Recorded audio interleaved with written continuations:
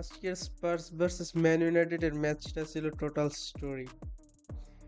ফার্স্টে থেকে এমন ভাবে প্রেস করতেছিল টটেনহাম হটস্পার ম্যান ইউনাইটেডকে, মনে হয় এটা কর্ন হাফের কোনো video. So much press on man United, একটা প্লেয়ারের উপর 4-5টা প্লেয়ার উঠছিল টটেনহাম হটস্পারের। আমাদের কাছে বল আসলে 4-5টা প্লেয়ার এর থেকে ভ্যান্ডি বিক পর্যন্ত উঠে যায় পিছন থেকে, সেন্টার ব্যাক থেকে। সবচেয়ে মজার ঘটনাটা ছিল রিচার্ডলিসনের ট্র্যাডিশনাল কামব্যাক। লিভারপুলের এগেনস্টে টি শার্ট খুলে সেলিব্রেট করছিল 90+ মিনিটের গোলে। Liverpool came back. আরেকটা কার এগেনস্টে যেন শার্ট খুলে সেলিব্রেট করছিল, ওইটাও কামব্যাক করছে। ইভারটনে থাকতেও সেম কাজ করছে। আজকে ম্যান ইউনাইটেডের এগেনস্টে সেম সেম জিনিস রিপিট করলো রিচার্ডলিসন। ম্যান ইউনাইটেডের ভুল ছিল প্রথম থেকে স্পার্স যে প্রেসের মধ্যে রাখছিল ম্যান ইউনাইটেডকে।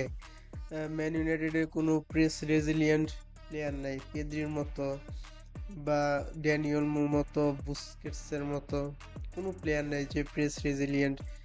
ডিয়ংয়ের মতো বলা যায়, এরা সবাই প্রেস রেজিলিয়েন্ট, এদের প্রেস করে কিছু করতে পারবে না। এই টাইপের কোনো প্লেয়ার নাই ম্যান ইউনাইটেড। বারবার এই জিনিসটা নিয়ে ভুগে ম্যান ইউনাইটেড।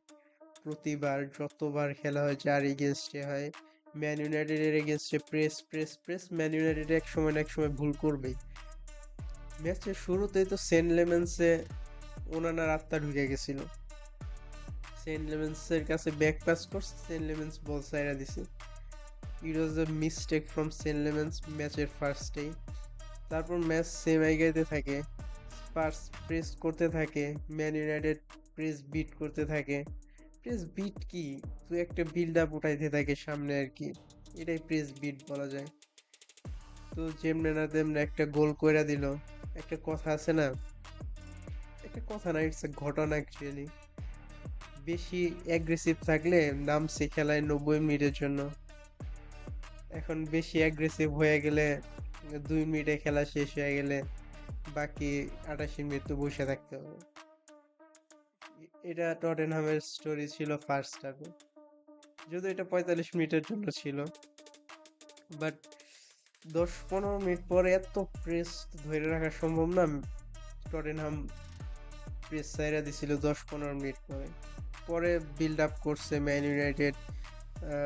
স্পার্সের গেম প্ল্যান কাজ করে নাই, ম্যান ইউনাইটেডের গেম প্ল্যান ভালো কাজ করছে। ম্যান ইউনাইটেড চান্স মিস করছে, চান্স ক্রিয়েট করছে।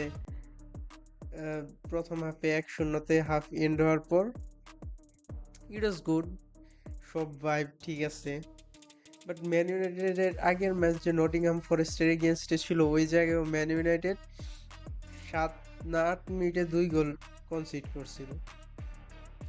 এটা ম্যান ইউনাইটেডের একটা প্রবলেম। এরা যখন কনসেন্ট্রেশন হারায় তখন অনেক খারাপভাবে হারায়, যে 2-3টা গোল ওরা ইজিলি 7-8 মিনিটে খেয়া যাবে, এই টাইপের কনসেন্ট্রেশন হারায়। নটিংহাম ফরেস্টের এগেনস্টে সেম কাজ করছিল আজকে।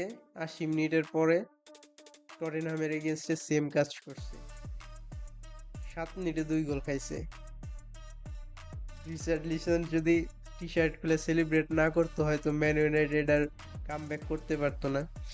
কারণ স্পার্স একদম 90 মিনিট পর্যন্ত ম্যান ইউনাইটেডের উপর প্রেস চালাই গেছে। সেকেন্ড হাফে আইসা ফার্স্ট হাফে গেছিল, স্ট্যামিনা কম পড়ছিল মেবি ফার্স্ট হাফে। পরে সেকেন্ড হাফে কিছু একটা খেয়ে আসছিল, সো স্ট্যামিনা যায় নাই। 90 মিনিট পর্যন্ত প্রেস করছে man United. Not a bad match, but man ইউনাইটেডের ম্যাচটা যেটা উচিত ছিল, আমি যেটা বলবো।